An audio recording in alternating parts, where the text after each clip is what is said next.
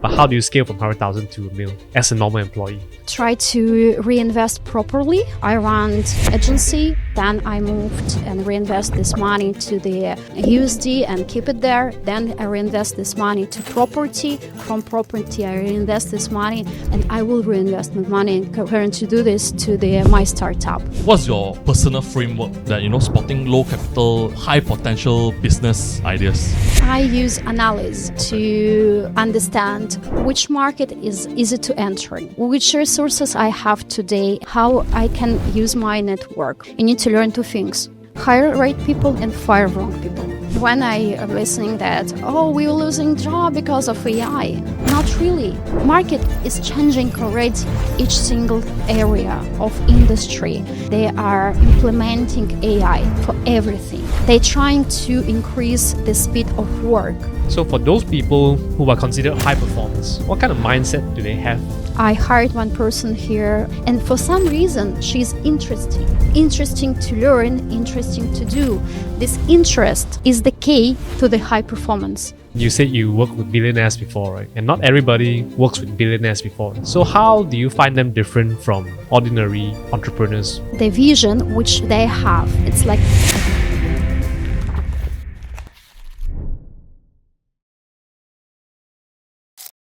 Hello, welcome back to another episode of the Entrepreneur Journal. Today's guest proved that your background doesn't define your future.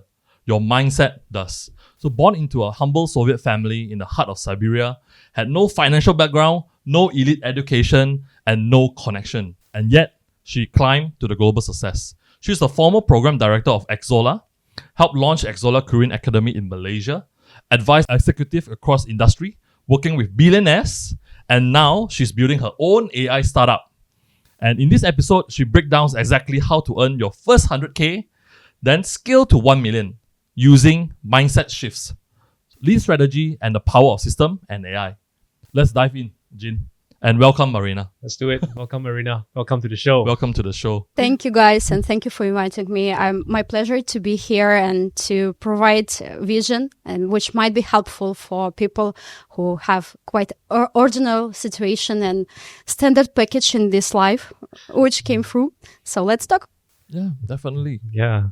Marina, as as our conversation just now, and I know you as a person personally, so you came from a working class family in Siberia with no privilege. So what was the biggest mental shift you had to make to believe, international success was even really possible? Oh, that's one of the fundamental question, because to move, to do such a big shift, I work hard the last 22 years. Yesterday I calculated my experience already. I'm just 36 and 22 years. 22 years, so you were working before even the university days. You're right, absolutely. I started to work when I was 14, and my first job was cleaner. I see. Hi guys, if you're afraid to be cleaner, no afraid. It's my bill. Poor Marina. Yeah. It might be a little bit dirty beginning, but don't be afraid. And then when I learned how much cost me my dollar, I recognized that I need to study a lot and learn a lot of different skills which might help me to grow up. And then I recognized that I have to move from my cozy town when I was born to another city. Mm-hmm. And let's say I moved already 7 times. I changed more than 5 countries, and I'm currently at the moment here. That's not the last country. Well, you move around 5 countries. Yes, right. I see. Which are the 5 countries? Oh, that was a lot. I tried to work and build some future in Bulgaria, Croatia, and I tried to find my future in New York. Complicated, guys. So, and then slowly I moved to Malaysia. Yes. So which is your favorite country so far? Oh, guys, I so love Malaysia. Couldn't you don't have to say Malaysia. They don't pay me at all. Yeah, but to be honest, you have such a great country because there is rich country by resources, people, opportunity and Cultural. You're right. And what also I want to mention as a foreigner here, it's so easy to enter, so easy to build relations. You're such an open. You could imagine how complicated to build relations in some countries. Not everyone to want to share knowledge Information. at all. Yeah. Networking. Some of them, they're ready to like send you invoice after a conversation. Yeah. But here, oh guys, I would suggest to any foreigners who want to build HQ in Asia to choose Malaysia. And government support extremely a lot. That's I learned during work in Excel. Yeah, I think the government here actually, especially, I think working with MDEC and then the rest of the government sector, I think they are really helpful actually. Yeah. I think people here willing to share as well. Yeah. It's not just about transactional. People here actually share, network, and the barrier to entry is quite low compared to like really developed countries like the US or some countries in the West. That's true. And one of the point which is also important to mention, the price for mistake here is so relevant, because to do mistake in the US market when we did it, the expenses there are extremely high. And how market competitive, wow, you need to have such a heavy financial background to do mistakes there. And then across all those struggle, right, Marina, like from Siberia, 14 years old, working as a cleaner, I think slowly climb up. I think there's a lot of struggle involved, and shape you until today. So how do you approach, to money and opportunity in this sense? It was very slowly step plan. When I learned, first of all, I received education as an accountant, and at 16, I worked an accountant as well. 16? Yeah. 16. Wow. And then... With no papers? I already finished the technical school, which gave me a diploma. So At that 16? 16? Yeah. Wow. It was necessary to a little bit study hard. Wow. Okay. Then was university, and I studied and worked in 2-3 jobs, like to earn some capital. Side hustle. Yeah, and hustle culture, guys. Side hustle. Yeah, that's true. So, and then I tried to find company who can pay me higher than usually, and they must and regularly they ask to work more. That it was not the problem, but I choose commercial industry, which is growing. It was marketing. Nobody knows in 2007 how to do marketing, but everybody was interested.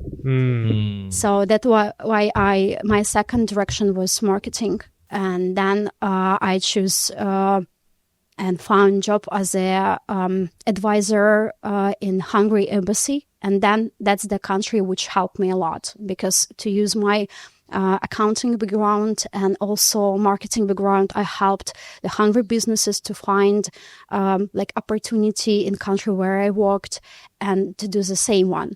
And was the first touch with international business.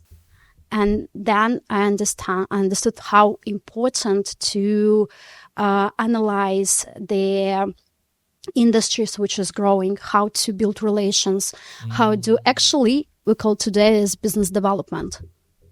That was, I was 23 or 24. So young, and then you're like in the embassy and then talking to them and then build relationship. Yeah. Yes, it's sometimes sounds crazy and not everyone can believe that's...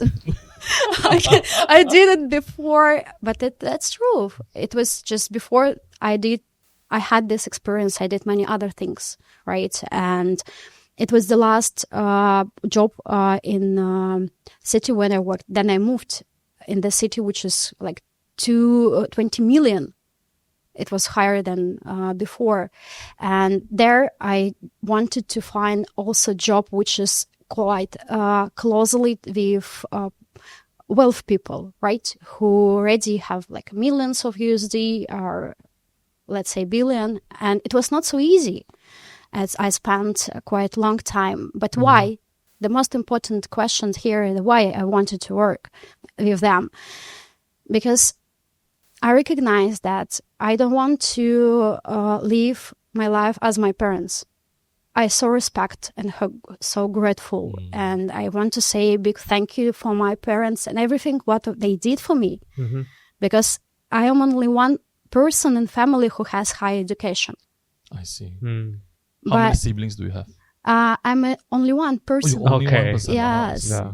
And let's say I want to have another life. But which life? That's the topic which is I explored. And to work closely with millionaires first, to do many different jobs, researches, projects, many different things. I slowly learn how they think, what is the strategy they use, what is the mindset, which was completely different from mine. I think when you work with entrepreneurs, there's different levels as well, right? From startup to people who have achieved success. Even I think we should ask you about the difference between a millionaire and a billionaire as well. Oh, that's a good question. Let's say there is not such a big difference, right? Okay. But one of the important difference, that's the amount of responsibility which they have and how they spend money. And sometimes I run super risky projects for them, and not always I can understand why. But people try to diversify risks. It might be super different ways, sometimes not super logical. You mean diversify people diversify risks, or the millionaires, the big boys diversify Yes. risk more than any other Yes. people? For example, the best answer which I can mention and what I can give, I built strategy based on the 3,000 of billionaires. And there is super clear logic of the action which they did, which industry to choose, what is the key points, right? How they scaled money. For example, is important to mention which type of billionaires as well, because I worked mostly for old money. All money. Yeah. Okay. They mostly have a heavy wealth in real estate Yeah. and factory. Yeah. More conventional. Yeah, we was not born yet. Physical assets. Assets. Yeah. Yes, resources. That's actually absolutely different capital than we have today. If you're not born in these families, guys, it's complicated to, let's say, have the resources of gas or oil. Yeah. That's other type of capital or factory. Possible? Yeah, maybe. But that's the old money, let's say like that. And today, and the sector which is I worked currently mostly aligned with technology, a fintech company, AI startups, blockchain startups, because there is easy to entering. Why? For example, I know super well guys who have a technical background, and they currently build unique protocols, and guys, it's super difficult to explain, but they built unique technology which help Web3 and technology to scale and use the external data. And they want to help companies to move from Web2 to Web3. It's cheaper, safer, and more faster, let's say like that. They already scaled more than 500K of USD in first 6 months. Wow. Wow. Okay. That's one way, right? Yeah. And the money which is I worked before the last 10 years, it was others. Can we choose this strategy? Yes, if you passionate about property or production, let's say different things, it's still there. But easy entering for any people, it's actually technology, any kind of technology. Then, Marina, your first venture, right, is a marketing agency, and then you come from children's club, school uniforms, small but I think profitable. So what's your personal framework that spotting low capital and then high potential business ideas? Oh, that's a good question. So there are some idea that you're supposed to be passionate about something to run, and Centra. Yes. I think this is the most, what we always hear from the video, from the TikTok, from the business talk, passion and determination, right? Yeah. Look what you do, you don't work another day. Yeah, that might be one of the strategy. If you have as a Musk was passionate about to build technology projects and you're so crazy and capable. But I'm not. So passion and determination is not in your dictionary. Yeah. Well, probably a small part of it, maybe. Yes, definitely. Okay. But I use analysis to understand which market is easy to entering, which resources I have today, and how I can combine and run small projects to earn maybe small money, but it might help me. How I can, let's say, use my network, right? And accumulate some resources from people which is I know, and to reinvest this money to another startup. That's actually how this happened. I ran an agency, then I moved and reinvest this money to the USD and keep it there. Then I reinvest this money to run clubs and school uniform. Then I reinvest this money to property. From property, I reinvest this money, and I will reinvest my money and currently do this to my startup. I see. There is no magic. There is no passion. There is only logic and very clear understanding opportunity to earn money, how too easy to do that, and how fast I can receive payback. That's it. Well, how do you determine and what analysis do you do in order to to identify which opportunity should you go? Oh, that's super simple. I just look at my connections and look at the market. For example, we can share some market researches, I brought, which might be helpful, and just look at the markets changes, which is going the last 1 to 3 years, and trying to find their simple blue ocean or opportunity to combine. That's it. For example, it's a good explain to why I choose AI startup, right? At the moment, there is combination of trends, right? For example, when I did research with billionaires and currently how changing market for next 25 years, we will have the heavy shift to the technology industry, and the structure of billionaires will changing from the resources and old money to the technology part, and the millionaires who will become millionaires, right? Next 10 years, 15. That's about technology, biotech including that, and maybe deep tech, which is mostly aligned with infrastructure for technology because they are related. Yep. Not technology growth without growth of a server, data center, and everything which is related. They aligned with each other. And then we come back to the easiest part. What is the easiest way to entering the technology market? To build platform. Because let's say 15 years ago, build platform, it was quite complicated. I think it's quite complicated. Yeah, correct. These days, it's much easier. So that means way easier, I believe. Everybody can do it now. Yeah.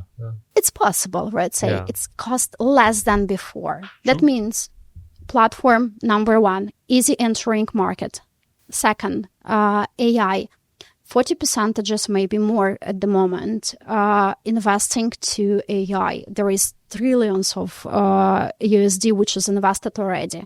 That means people ready to invest there. And third one, what is the trend, right? Usually we look at the business and we have, there is structure with 3K sphere, right? Marketing, product, and people, right? And marketing, the area which is always will be expensive, because in marketing, Always expensive. because what? People earn money there. Yeah. Earn a lot of money from the marketing. Yeah. Yeah. And what you actually do? You're doing podcast. Business marketing. Media. Yeah. Yes, you're actually on the right path, because you're building the marketing platform to reinvest there and to earn money after, right? Yeah. Clear strategy, right? And then we have product. Product, let's say technology or factory, doesn't matter which. Everything costs money. Someone produced building materials. Someone produced materials and resources. Someone produced data center. They earn money. Yeah. Yep. That means price will growing. Yep. Consistently, yearly growing. Yep. And we have the last point and the heavy in the P&L, workforce. What we can do? Workforce. Optimize. Optimize headcounts. Definitely. Yeah.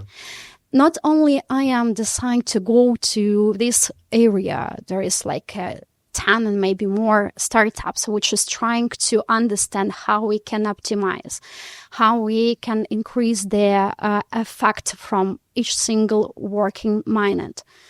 That means I decide to focus on the workforce optimization and build platform which can actually manage people and help to remove middle management. How a platform which help to build transparency in company. From my background, when I worked in enterprises, I saw how many interesting things is going on there, including politics, internal games, and not so effective people, let's say correctly. Okay. Yeah. To build platform which helped future our current founders and shareholders to have transparency, it helped them earn a lot. Not everyone will be happy. Basically, they're optimizing and firing the not so productive people. Yeah, not so efficient people. You're right. Yeah. And when I am listening that, we're losing job because of AI, not really.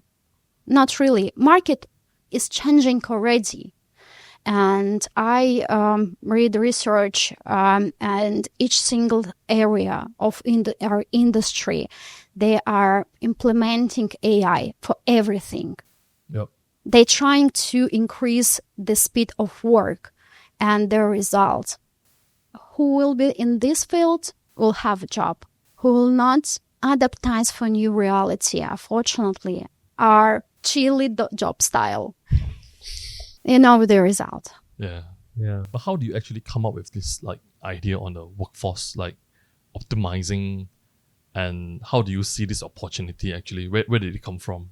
I think experience and a lot of analytics, really. I'm searching and working a lot with financial part of companies as well. For example, in BIS, British International School, where I worked before, and one of the goal was to balance P&L, right? Because market was super risky, and they worked 27 years when I joined them, but they created losses. And how to manage this problem without understanding the whole points, right? Expenses, people, system.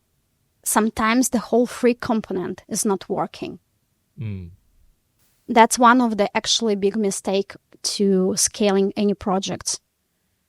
Disproportion of these points. You actually need to understand how your P&L is working. Yep. Yes. And which people you use. What is the team? how affected them, capable them are not. Sometimes I fired very nice people, but unfortunately that they was not suited for this position. It's not like a popular opinion, right? So how do you measure this kind of performances? Because for the people who are listening, whether they're entrepreneurs running a business, managing the people that they hire, or people who are working for a company, wants to know how should they be performing, how can they be more productive, more effective. So coming from you, like what do you use to measure, or what mindset or attitude that people should have, to contribute to the company, that helps the company to grow, effectively, whether it's P&L or, to be workforce, or to be profitable? Super great question. And I think a few things need to understand. First of all, we moved to the market with fake CV. Because CV, yeah. like There's a a lot, man. There's like a there's long really. list of Yeah. showing off all their, We have to say that. This is very true, Marina. This is very true. We moved to the fake CV market. Thank you, AI, as well. And when I look at the market, I am as well always look at the opportunity to consult for consultancy or to run some projects, because I like the resources of enterprise. But come on, guys, this is fake. And they, moreover, sometimes they send such as task to do. 80% of task which is I received as a employer was did with AI. It's absolutely useless. Okay, instead of online testing, it might work, right? From my side, I based only on physical conversation. Sometimes people lie so perfectly. Too perfect. Yes. Too perfect to be true. I did this mistake, guys. I don't want to be a super expert with any mistake. Of course I did. I hired people who say answer for the whole questions so based, really so great. I really believed. Then I received surprise when you really meet a person physically, right? Right. And that's normal. And only one thing which is actually show you the test period. Let's say 2 weeks, 1 month. That's not only one standard, because each single market different. Let's take the Slavic workers. They super fast in adaptizing and they might work fast. But let's move to the Malaysia. For people need a little bit more time to learn, to understand what's going on there. For Chinese market, they're extremely fast. Yeah. Extremely fast. Super different. There is no standard. You need to understand market where you work actually. And only 1 month or 2 weeks will let you understand this person right or wrong. And usually 2 weeks enough. And you understand who is behind of you. And another case that's actually recommendations. But I also had some experience with fake recommendations when a whole person. Yeah. And there is someone. Yeah, say good things about. They say good things about me when Marina calls you. Yes, you're right. Yeah, this probation period that's actually help us to choose the right people, and also understanding the psychology profile. But to be honest, there is also possible to lie. Easier. That's possible. Yeah. But when you work with people closely, you actually can understand this person has potential to scale, to perform job which you want to do them or not. Actually, that's for the small business. Let's talk about 1,000 people plus. Wow. Complicated. Yeah. 1,000. But there have to be a great HR department with amazing skill set to select people. Sometimes HR playing different roles. And this field as well, which is will changing next 2, 3, 5, and then years, because they have to learn how to choose right people. And one wrong people can really damage the whole company. Absolutely. Yeah, definitely. It's like a cancer cell. One cancer then destroy the whole body. Yeah. I mean, I worked with a lot of people before. Yeah, you work with 500 people. Yeah, built I before. built a team of almost 200 people. So managing people is definitely one of the most tired tasks that I have to do. Not just working with people who are capable, but people who are getting a lot of complaints from their teammates that I have to go in there and sometimes have to fire the person. It never gets easier. But I think it's experience, apart from HR team, I think it's experience that the managers or whoever does the hiring has to go through as well. That the more you hire, the more you interview, you can sort of sniff out with your instinct, like, is this person really fake or telling the truth or being sincere? I think it's an experience that you just have to keep doing it, make mistakes, hire the wrong people, and then learn from it. That's kind of how I built like the whole instinct, the sense for hiring people. You're absolutely right. That's I always answer for the future manager.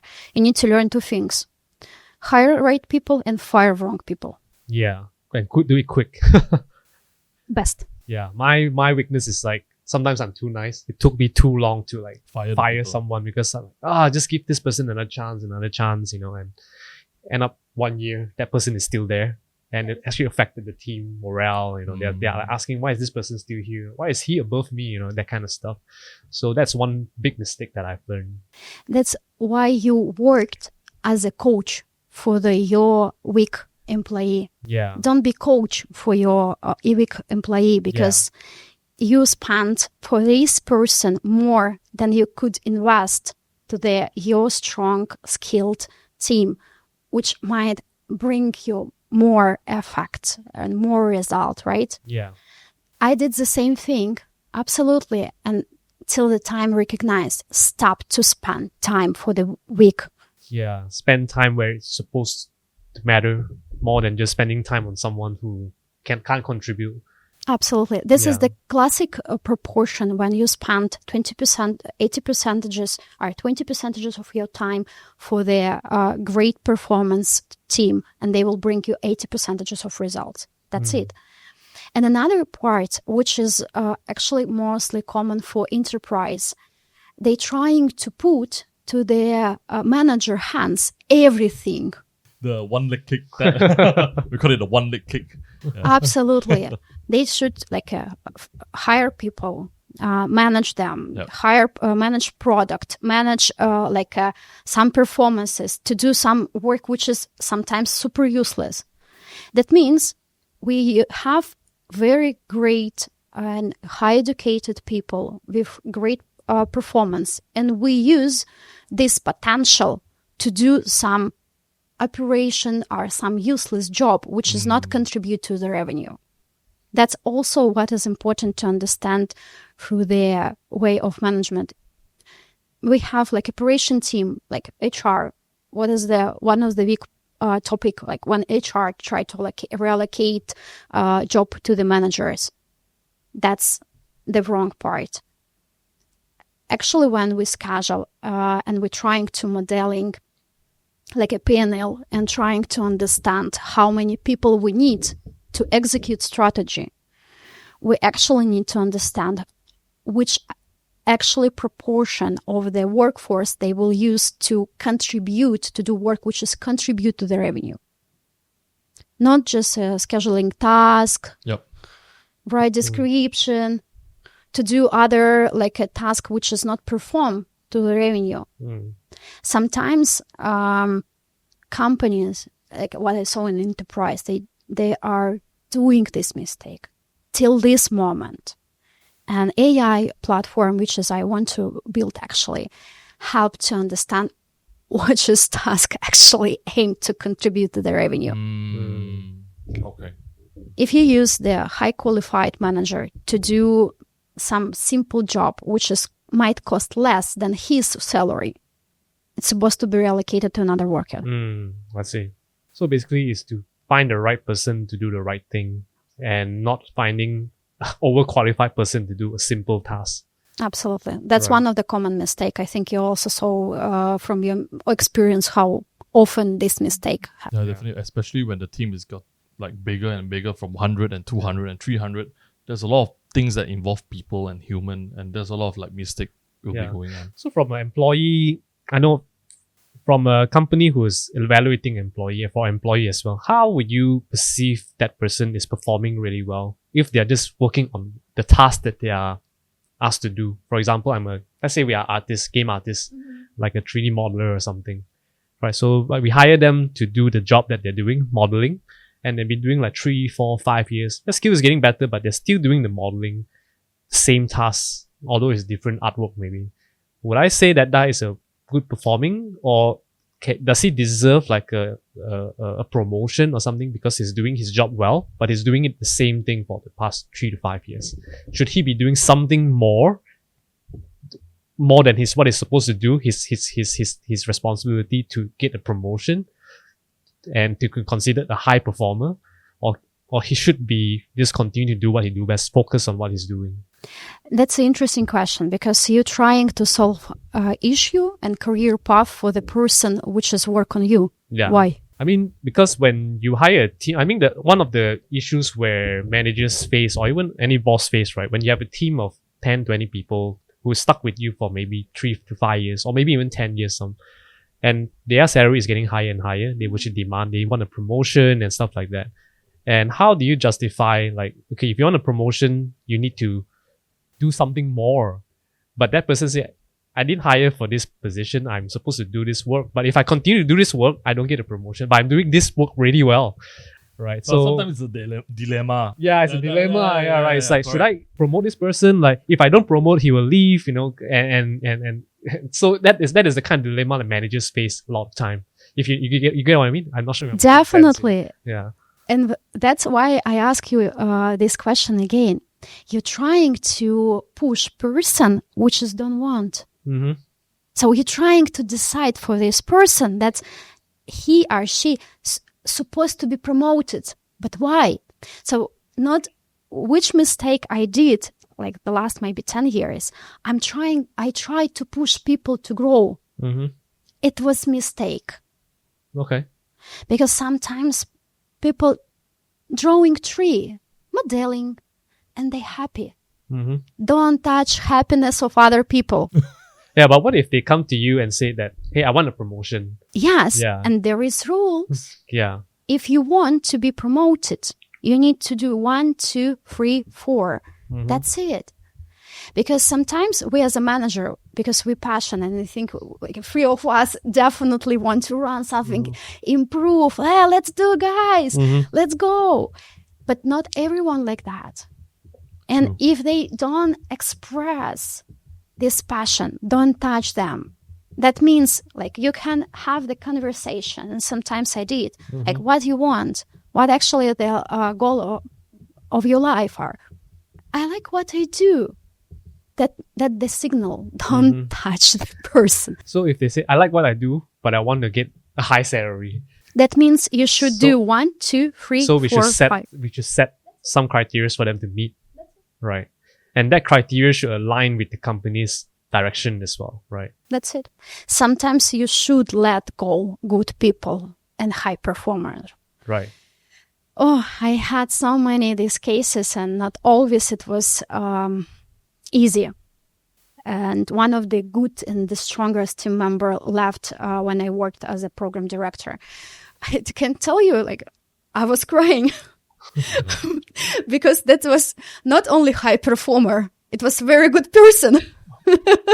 and he left. Yes, because she decided to move to another direction, to another company. Okay. And I supposed to respect this decision and never keep people. Because when person came to you and say, oh, I want to leave company. And there is two things. The first one, this is manipulation. The second one, this is true decision. Sometimes I had experience when graphic designers came to me I want to left. Okay. But I worked with this person before. I say that you will come back in 1 month. And that's happened.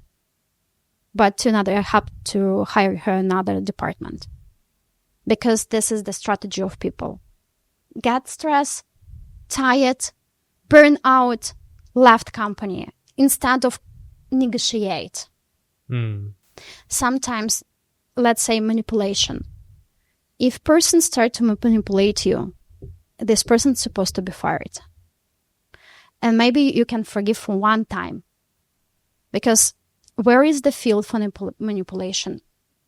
This game will continuously growing in your field.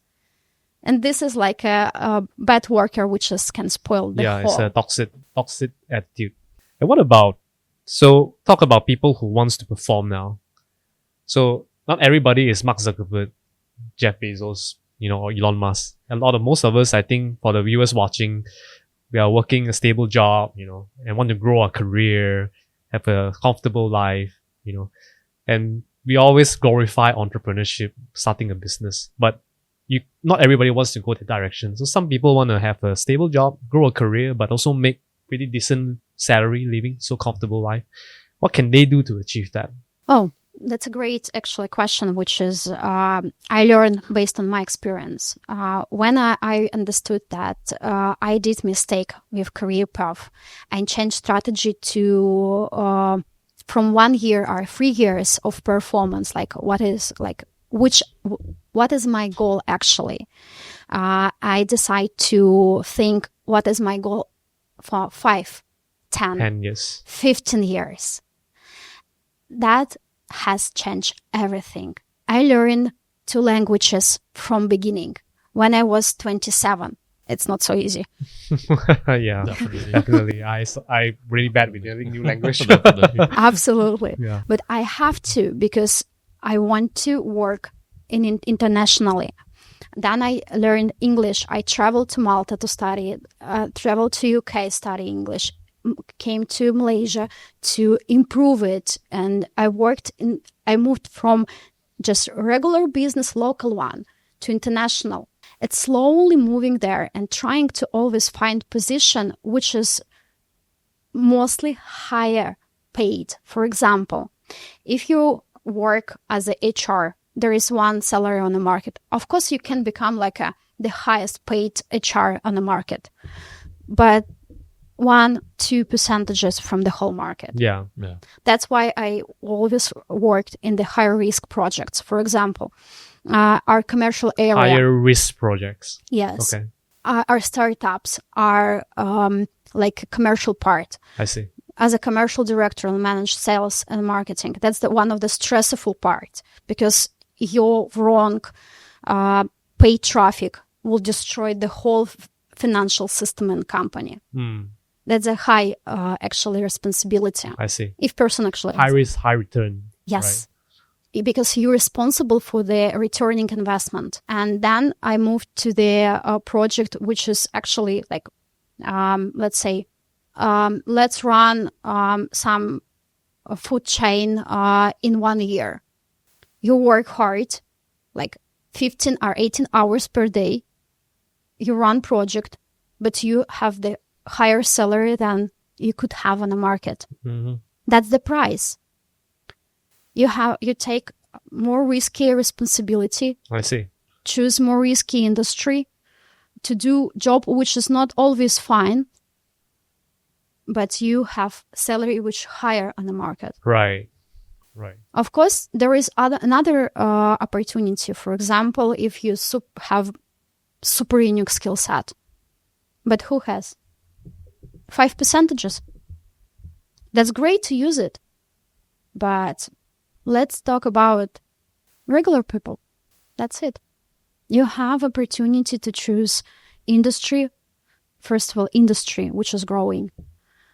Second, position, which is risky, which is not always, sometimes it's experimental departments, which is fired first when this startup or hypothesis was wrong or right. And you're responsible for the whole project, for example. That means you need to negotiate with cross-functionally with C-level, with like financial department to bring proofs why this hypothesis will win on market. You need to build relations and hire internal team, work with external partners. It's quite heavy. But there is chance how you can earn and accumulate money and combine, for example, this work and to run small startup and accumulate this money like 100, 200K in next 2-4 years. That's super possible. Then Marina, my question to you is that can a normal employee earn millions of dollars? That's a, working, that's $1 million question. Yeah. As a working as an employee. I mean, like you said, probably at first have to choose what industry are you in. Yeah. Because I understand that if you work in the States, like Golden Sachsman, those banking, banking industry. Goldman Sachs. Goldman Sachs, yeah. Goldman I mean, Goldman Sachs. I mean, potentially, you can earn millions of dollars. Yeah, Of course. yeah, high pay, really high As pay. an employee, Of course. But how many percentages from the whole world have access there?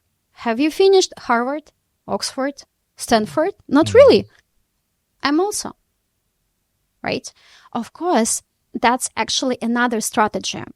In Saudi Arabia, I met one top manager of his foreigner as well and worked there. And he actually explained how the European think and then they build strategy. There is absolutely other way.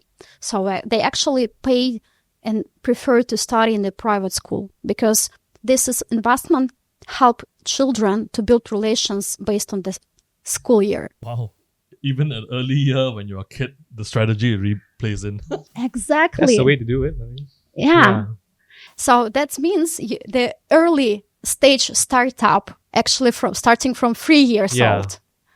Then they trying to find like opportunity to apply to the best university and pay for this. If, for example, there is no chance to apply and have the higher score, to pay for this higher, to pay to study there, right?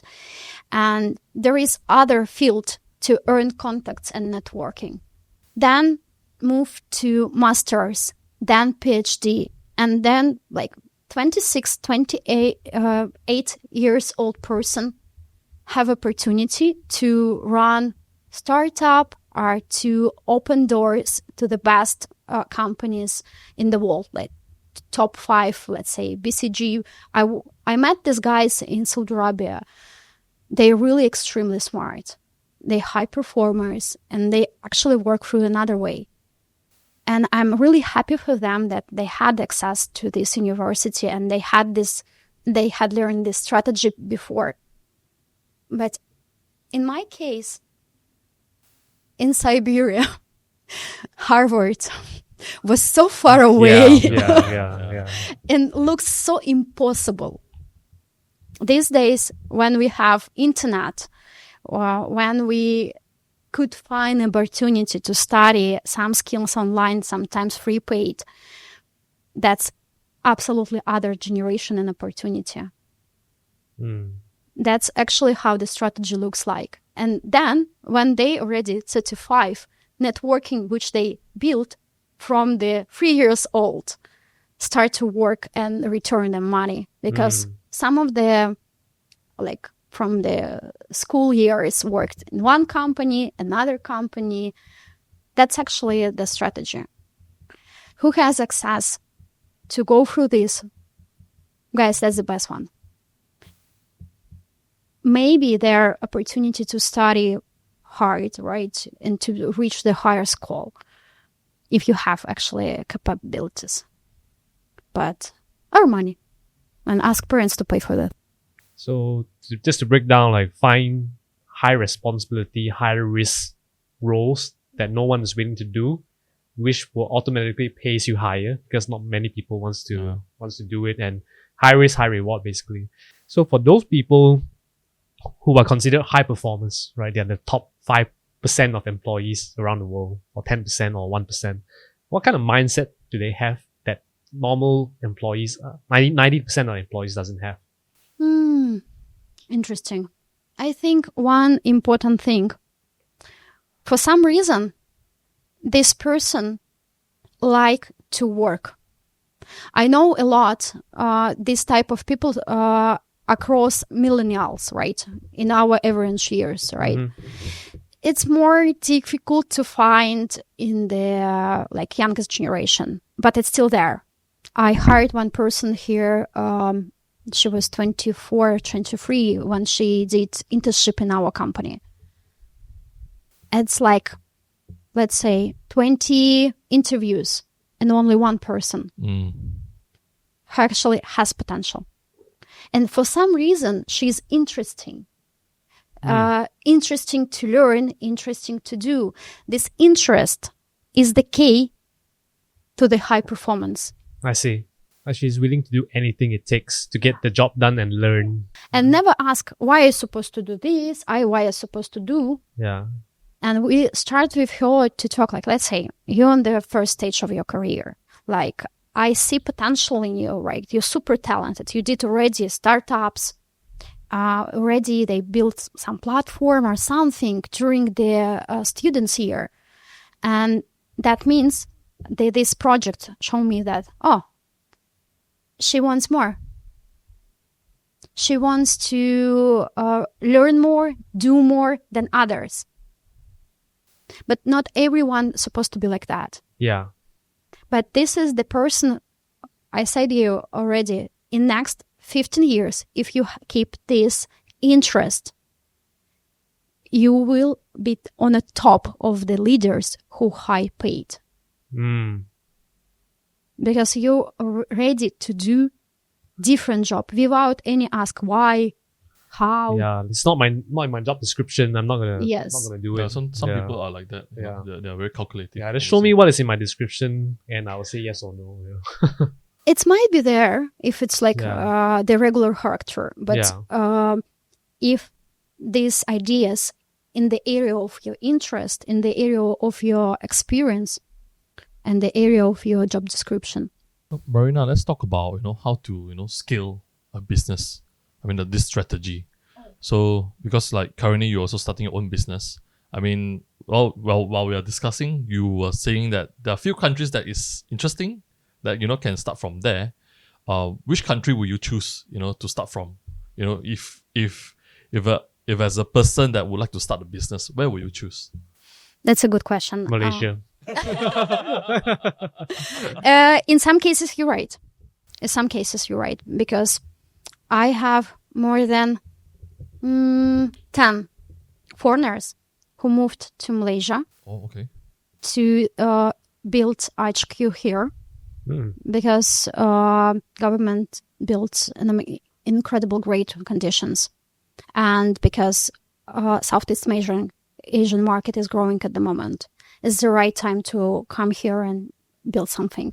Instead of that, how to choose market, right? And we already discussed about what is the type of project, why I moved again. And my next move, actually in next 2 days, I will move to UK. Oh, okay. Yeah. And that's actually the reason why. Because in this world, we can classify it for different areas and conditions. Let's say you want to build blockchain or something which is relevant with Fintech or crypto. You're supposed to go to Dubai. Crypto, definitely Dubai. Fintech, you can also look at the Singapore, but Singapore, there is quite strict rules. You're supposed to be quite clear in your offer when you do pitch for the selection. Another case, for example, let's say you work in the deep tech or something which is quite close to the technology as well, Silicon Valley. That's the industry and there is the direction. But when I try to figure out which direction I'm supposed to choose, I should be honest, yes, I have some budget I already accumulated to invest to my startup, but it's still not the amount which is I have to invest. That means I need to choose industry or country which is focused and build conditions for such as startups. That's when we look at the globe, we found UK. There is great conditions for startups especially for platforms and workforce optimization, because they have a struggle there. And let's say also the access to funds, hedge funds, private capital. And there is actually the center of the private capital. So the infra there is actually complete and is quite strategic in order to move there and build a startup. Not because if I want to have 8 months per year bad weather conditions and pay Raining at 50% of taxes. But because it's a really strategic place in order to build a startup there, right? Absolutely. And also a very great location to travel everywhere. Because the last 3 years I spent in Malaysia. In my 36, quite complicated to travel 18 hours one way and 8 hours to another. Especially have to travel to Europe, Yeah, Definitely. It's a long UK hour. is like in the middle of the world. And you can travel around the Europe country. Yeah. Because I'm not the technical mind, but my responsibility to build business, to execute the business side, financial side, and I supposed to travel a lot across the world to scale, to build relations, to find investment. That's actually why I choose the direction where is the mix of the conditions, which actually might help me to do this work properly and to accumulate resources, which is enough to hire great technical team. Then in this case, right, I read through your, the $1 billion strategy, your document emphasized especially on the AI part. So like, especially for a beginner, how do they start, in terms of AI? Like where should they start, to earn probably like 100,000 USD? That's a great question. So I think we need to understand the background. The easiest way to have like a technical background for engineers, like any technical or any technology projects are easy entering. Of course, for them, more need the business person. As I do, like for me, is necessary like to have a very strong, a great CTO who can cover the whole questions and actually to build and to be responsible for technical part.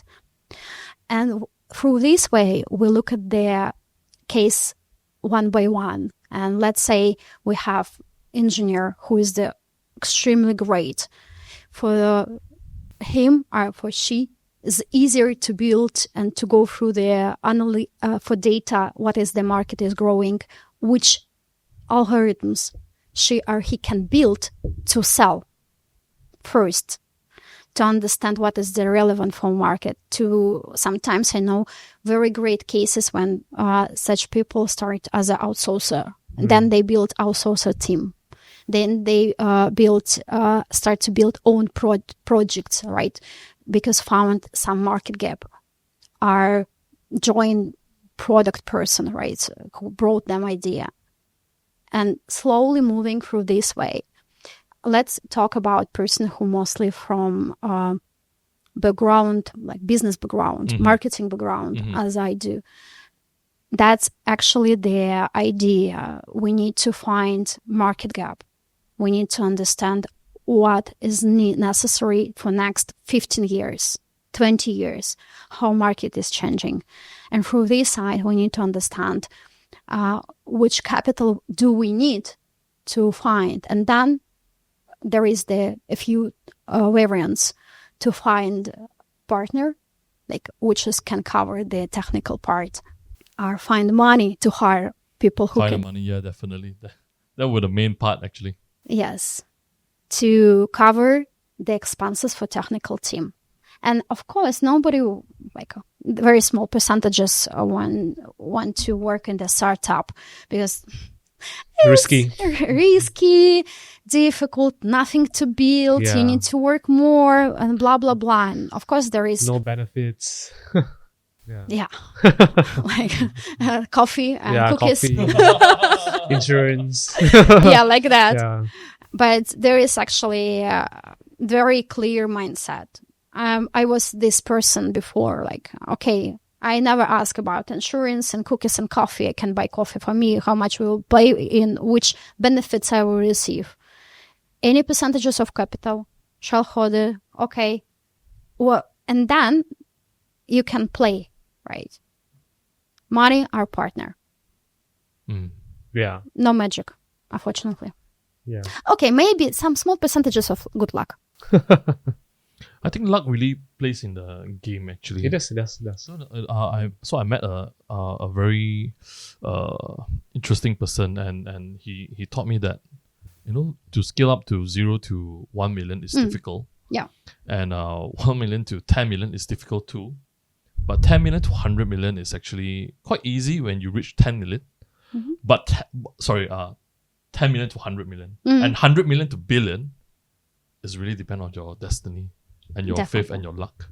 Yeah. Yeah. It's true. So- I think it's true. A lot of people were stuck at that level. That's why Yeah. there's only a small percentage of company reach the $1 billion mark. Yeah, the $1 billion. Yeah, it's not easy to actually. You need the luck. You need Yeah. I have one more point for you guys.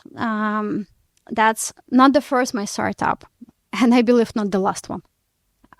One thing which is actually will help you identify a person who will succeed or not. How many times you ready to fail?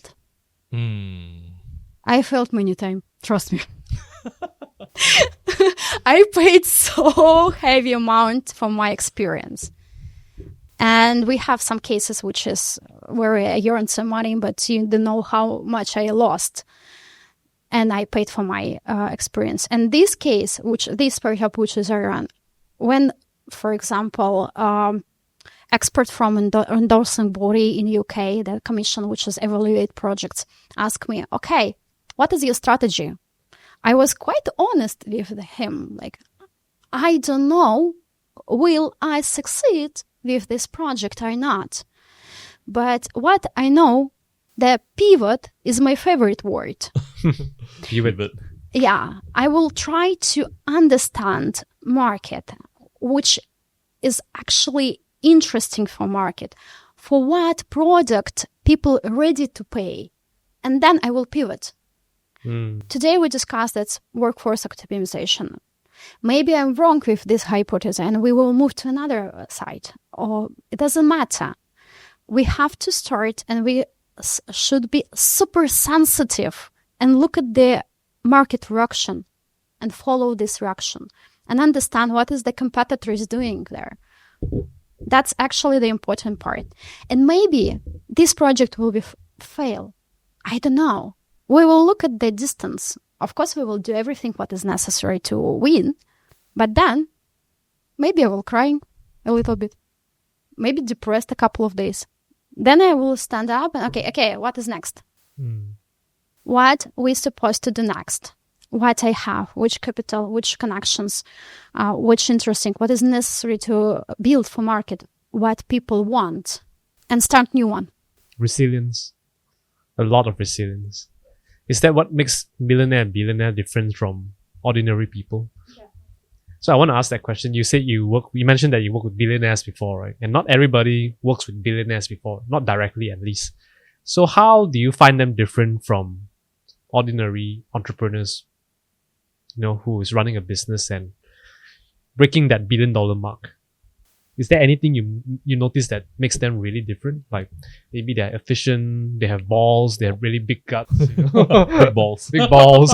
Or is it they build systems, or what is it like? You know? That's absolutely different mindset, really, Yeah. how it's look like. So sometimes when I speak with these people, not always I can understand what they are telling in 1 second, because that's absolutely other level. Sometimes the vision which they have, it's like a vision of the ecosystems. For example, one of the conversation, like, okay, next 60 years, we should focus on Africa. Africa will growing in next 16 years. So Nigeria and the very close stage to speed up. We need to scale Africa at the moment. and reinvest and move some team to scale Africa. Sometimes when team work there, I say, there is nothing. There is nothing. Like, come on, guys. Let's be honest. There is very, very early stage of market. So that is the opportunity. That is the opportunity. Next 1, 2, 3, 5 years, that's actually the market which is you can grow. Let's back to Malaysia 15, 70 years ago. What was there? Right? And resource like oil and gas companies came to Malaysia because they found potential here and they start to slowly build. Then after like oil and gas companies, technology companies came, right? And slowly invested there. That's how it's worked. So this is decision from people because they look at the market. They know that in 2023, maybe 2020, let's say up to 30, Southeast Asia will growing. We need to have office and we need to establish team in Southeast Asia because market will growing. And they build it there. That's their horizon of the planning. I see. So they're very forward thinking and they dare to take risks where nobody sees it. Absolutely. Right. Even though nothing is happening now, they can look at this thing and imagine how it will be in 15 years time, 10 years time, 20 years time, and put their money there and risk it. Risk. That's absolutely the high risk. And also the, I think, way of the look at things in general. They're not afraid to lose 5, 10, 20 millions of USD. Nobody like to lose money. Definitely. But they're ready to lose for the testing hypothesis. Right. Right. And some team will working on them and try to execute and find the great potential and resources. Right. I think the scale that they are looking at is really different. I think for most entrepreneurs, we're looking for a safer risk that this thing works. Let's use this formula and go with it. But billionaires or people at that level, they are thinking like way ahead, things that is not established yet, like a whole new avenue, and they put their money there. Absolutely. And Right. also, So that's where the lucks come in. It's like maybe it works or maybe it doesn't. Yeah. Like in 10 years time. Well, yes, 10, 15 I years believe time. so too. and also how to look at the countries. When I worked locally, Malaysia was extremely far away from me. Okay, I worked with Hungary, it was super close, but because I had contact, Bulgaria, Croatia, okay, but Southeast Asia, but people who have some wealth, they think globally. Okay, let's look at the globe, where we have potential here. Okay, what I know from the Fintech companies, right? LATAM, one of the markets which is extremely growing for the Fintech companies, online banking. Oh, in Latam, Brazil.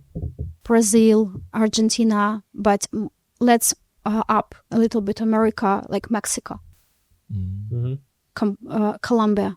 This is the markets which is actually moved from the quite dangerous areas to the quite wealthy people. Slowly, but still. And they need resources, they need technology, they need, let's say, something. Let's move to Africa. There is mostly people have like a mobile phone, and only like small percentages of people has bank account. But to offer them online banking, it happened faster than branch. Yeah. Different type of market. Yeah. Branch bank, old school. Online banking for the majority of the markets, more suitable. For example, when we discuss about fintech, which I found that next billionaire will be a person who built online bank based on the Islamic finance. Islamic finance. Yes. Okay. Why? When we everyone know Wise and Revolut, right? Mm-hmm. But there is the classical model. I already had a couple of meetings with startup which is trying to build this type of banking. Why? In 2050, in the world, will be 2 trillion of people who are Muslim. 2 trillion. Yes. Trillion. Trillion. Wow. That's Which is relevant for Christianity. Why is it important? This is the... So 2 trillion transaction, you mean? Or 2 trillion people People. using... will be Muslims. Really? Yes. Wow, that's a huge jump from the population we have now. Yes. Okay. It's the same number, which is Christianity. What is important? Why that's important? The way of their spending money. There is absolutely other rules. That means classical banking is not so suitable for them. Mm-hmm. And who will be the first one who built the proper online banking, such as the Revolut, but based on the Muslim finance, Sure. will be the next billionaire in next 25 years. So that's going to be you then. Thank you. But I think this field quite covered with some startups from Saudi Arabia already. I'm not sure that I have such a heavy background. Yeah, but we full respect because that's the blue ocean, which is extremely highly interesting and fast payback. But then what about, like, we talk about, so you start your company about AI and probably banking also, there's an AI involved. AI is a non-negotiable to build wealth, you know? We can say just AI because in AI we have minimum 4 directions, right? To build new algorithm, to like my side, that's more to using AI for business needs, for implementation, right? And that's the easiest way how we can enter a market, because I don't remember how exactly, but we can put here in the numbers. Yep. People already invested. And 1 month ago in Silicon Valley, I saw the announcement with quite similar project than mine, but mine focused on retail chain. Guys decide to optimize the office worker. Oh, okay. But doesn't matter, we're going to the same direction. Yep. That means if they will scale there and like some funds, I will look at them and go to the same funds. And that's because it. it's the same industry in a Yes. way, right? Yeah. We're trying to solve the same issue. Yeah. But it's just different, like, okay, yours is retail and his is, or hers is office workers. Yes. The idea quite similar, but the work and the logic of platform different, because we have convenience shop, right? Let's say chain has like 200, 2,000. It doesn't matter, right? We have to implement our platform, which is like one manager has this platform, each worker has application and system connected with the whole system inside of this retail, and can analyze CCTV and where is actually working and how task, which is his schedule to do, related with his real like a place. Because sometimes we can schedule like, I'm doing some work like merchandising, but in reality he can like smoking outside. Yep. Well, I think this happened a lot in Malaysia, though. Yeah, definitely. That's why we should analyze and connect based on this platform how the real action related with actually action which was scheduled as a task. And another thing which is we will definitely have a struggle with this. They said I believe future salary will accumulate it not based on hour, but based on the action. And we will pay for real action. That means we already will educate model how to move this payment with hours to the piece of rate. Oh, Pay okay. for each single action. quite sounds as a challenge. Interesting, because right now I think most of the companies actually count by hours. Yeah, And it's not days, count hours. by action. Yeah. And if it's action based, well, this will be quite interesting because It's like a freelance. Everybody's a freelancer of some Exactly. sort. Exactly. And my vision of future market that, we could have some kind of employment by some company, but let's imagine that we are working in a vault when you receive payment for the execution, a real task. That means you can understand, if I do action, I receive money. If not, I'm not. I believe one worker will work in a few companies and will be capable to cover, let's say, maybe not 8 hours how we do classically, because if we release from there coffee and cookies, chatting with colleagues, chatting with with phone calls, with mother, father, and others, there is clearly 4-5 hours of clear work and actions. There is the combinations. 4 hours for one company, let's say, and there is the numbers of actions. 4 hours for another company, if you're capable and you have resources. 4 hours for another company. And there is in 4 hours, let's say you put a couple of actions, right? That means you can combine. Looks like a current freelance, but I believe to go to the world of the workforce optimization, we'll have it. Yes, people will earn less because nobody wants to pay for your coffee time or lunch time. Mm-hmm. Maybe it happened not in 50 years, maybe in 70, but maybe early. We don't know. But this is the trend. It's going to be very complex though, how to set and each individual have the set of tasks that has a price to it. Like every task, it's like you're playing an RPG game. it's like a gamification. Gamification. You're Right, you're gonna absolutely take this challenge, this task, and right? then This mission. how much it costs, or something like that. You're absolutely right. That's the idea of platform, because we already will open opportunity for outstaffing. Why we should keep 15 employees, only 12 of them work properly, free of not. We can fire them and open opportunity for outsource work. And if you want to work, let's say you work to another convenience shop, but you have day off today, and you saw that, someone nearby you scheduled task which is nobody take. I want to take it and do this work for you and come to do the work, receive your coins on the balance and left.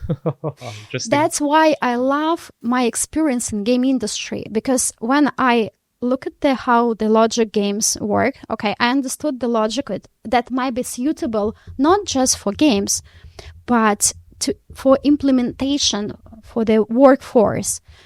Yes, maybe might be some transaction, but there is field between law, because we need to be very clear with this. Yep. Some countries has minimum which you have to pay, right? Have to pay.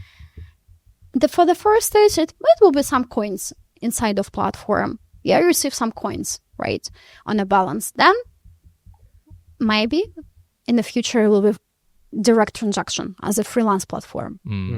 Or maybe you have a minimum pay, like a minimum salary, base salary, and then whatever you earn on top is your tasks and whatever mission that you choose to accept. Yeah. Whether is it if you choose to accept.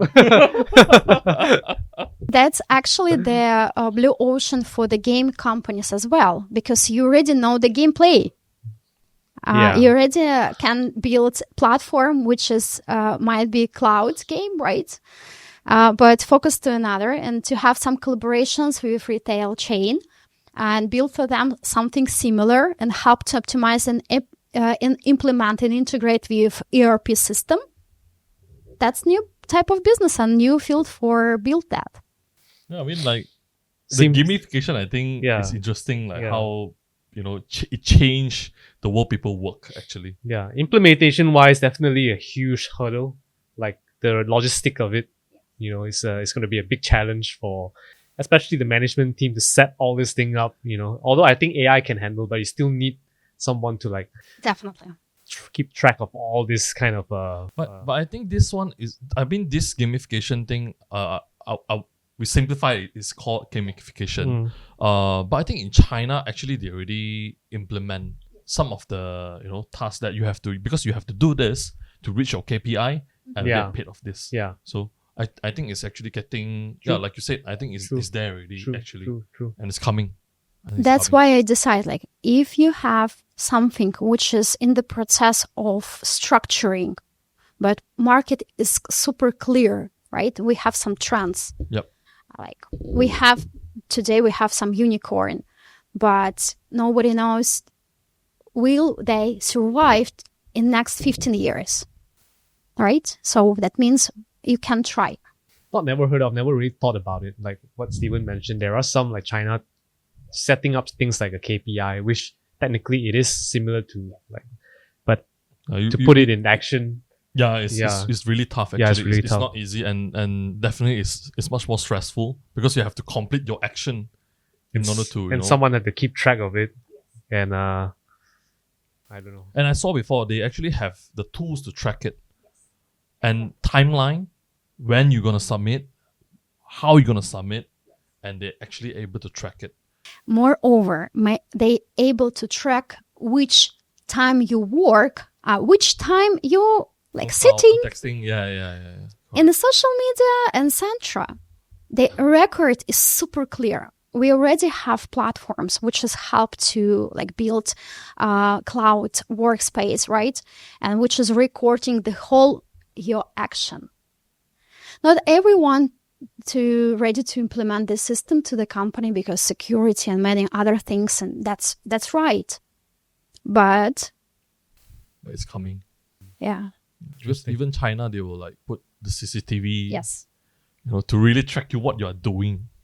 Yeah. That's how how tedious detail sounds a bit a bit crazy. Yeah. But it's coming. But it's definitely coming. yes. Yeah. Definitely with technology. So I just have one or two more questions. How do you scale for a normal employee? How do you scale from 100,000? Like you said, we know about doing high performing job, selecting high responsibility, high risk jobs to maybe hit 100,000. But how do you scale from 100,000 to $1 million as a normal employee? To use the same strategy, but try to reinvest properly. So that for me is another challenge. I need to scale from 2,000K up to 1 million. 200,000K. Yes, Okay. that's another challenge for me, like how to do this. I have ideas. That's why I move to the country which has potential and opportunity. Okay. There is actually networking. There is product and a lot of PR. What we actually guys doing today. Connecting. Yep. Explaining my ideas, my mindset. I think, let's say at least 15 years ago, or 10 years ago, if startup founder came to podcast, fans say, okay, he started promoting Products. he's not working at all. Today we have another. We in the super high competitive market. We need to promote ourselves, our mindset, our ideas properly and let people see you and Right. how you think, how you're doing, and let people subscribe on your web pages. Personal branding. You're absolutely right. That's only one chance how to be visible. Yeah. You're supposed to be visible. Because could you imagine how many people asking and begging for money? Yeah. A lot. Yeah, a lot. Why? One of the 0.0% is us. Why they supposed to trust you? Why they supposed to Invest in you. Absolutely. Yeah. That's only one chance to. Do I like it? Not so much. Truly, I always was person who worked in the background and promote my experts and my founders.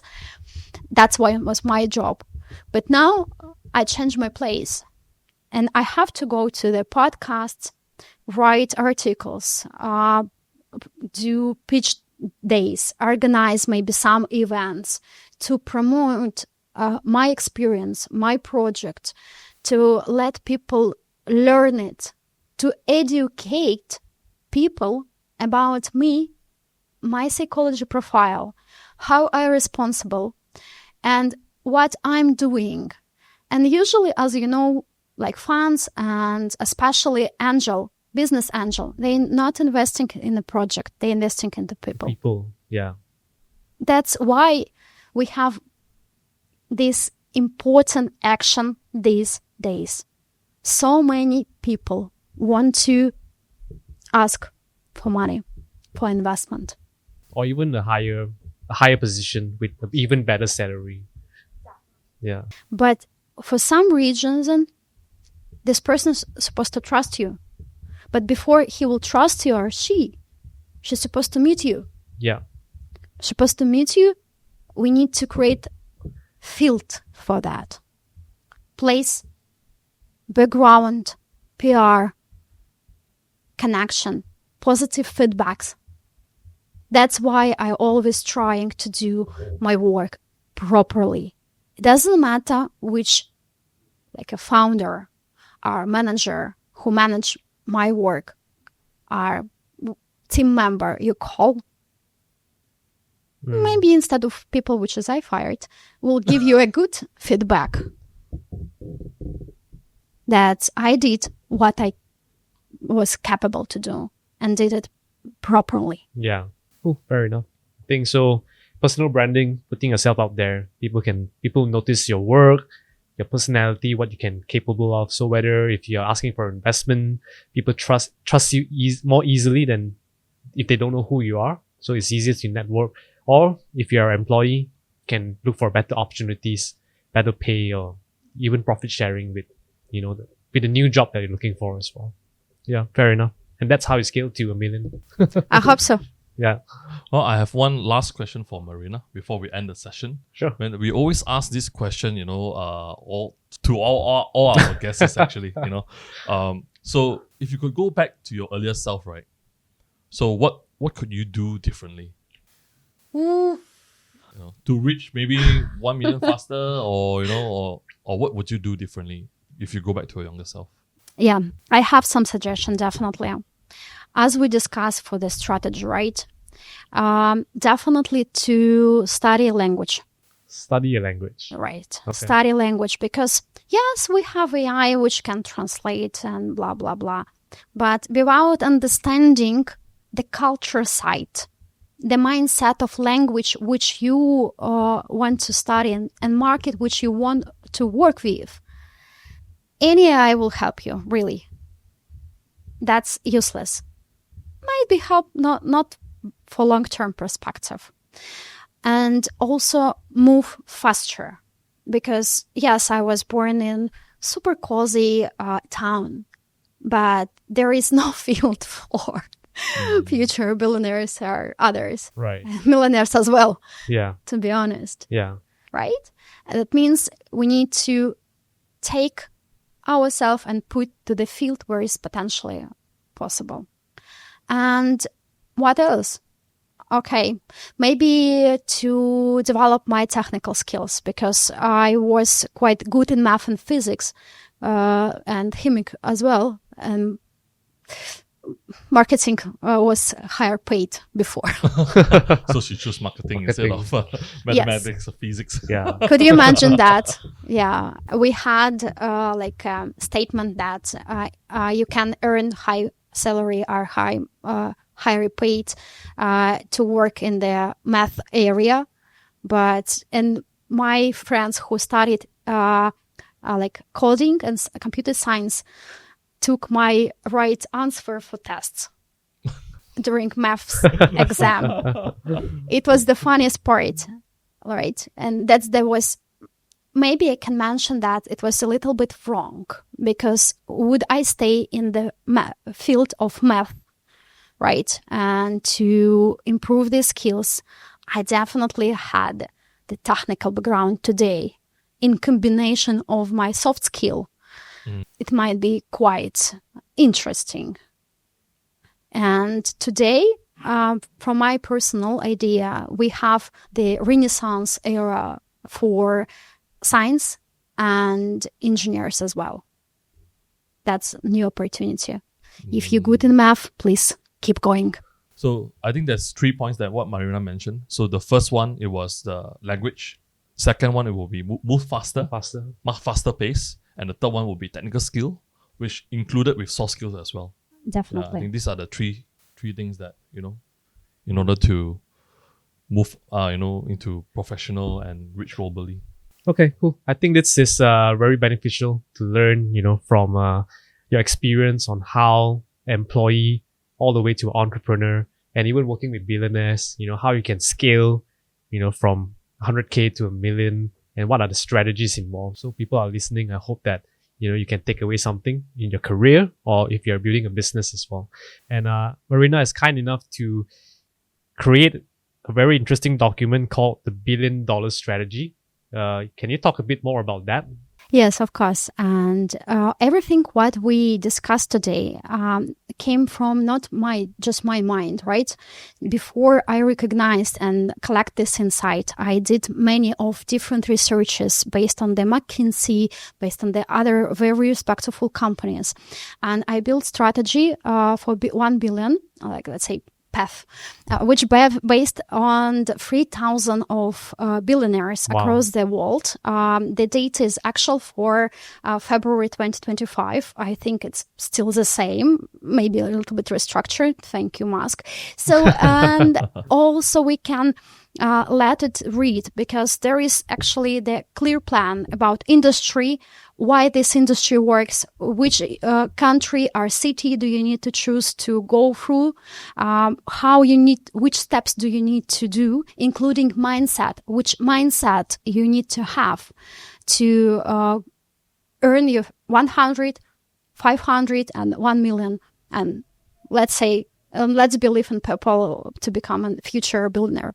Wow. So that's like a condensed information on what you need to scale, hopefully to a billionaire in the future. Oh, I have to read this. Yeah, definitely. Yeah, so that's a lot of information condensed in one document, the $1 Billion Strategy.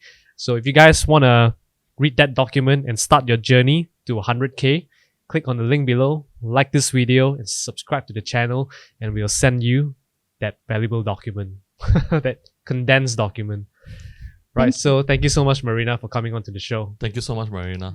Yeah. Thank you, guys. And thank you for watching this video. And not only because this video can help me to build my personal brand, I'm here. And thank you, guys, to help me. So, but also one of the idea which actually motivate me, that's to bring you inspiration. That it doesn't matter where you was born, which resources you have, you capable. If you want, that's you capable. Only believe in this and do what you want, what you can, and move forward. Follow the plan, actually. Yeah, absolutely. I think it's a very inspiration to hear about your story, from nothing all the way to what you have achieved now and moving forward with even bigger dreams. So Marina, before we end, where can people find you? LinkedIn, I think the best way. There is feedbacks. There is actually from my employees as well, which is I not fired yet. I'm kidding. So, and also like the whole information, my experience, my background, easy to connect. I'm super open to chat, and super friendly for anyone who trying to scale, to want to some suggestion from my background, because in my past, I supposed to say thank you for my mentors, and I'm ready to contribute for the future generation as well. Awesome. Yeah, so you can find out Marina's LinkedIn description in here or in the description below. Just feel free to connect with Marina, anytime you want to learn more about her and the story. Yeah, and if you guys enjoy this video, like and subscribe. That would help us grow the channel and bring us more amazing guests. But in the meantime, if you guys discovered this journal, don't keep it to yourself. Share it to the world. Me and Steven will see you guys in the next one. Cheers. See you guys. See you. Thank you. Thank you, Marina. Thank you, Marina. Thank you.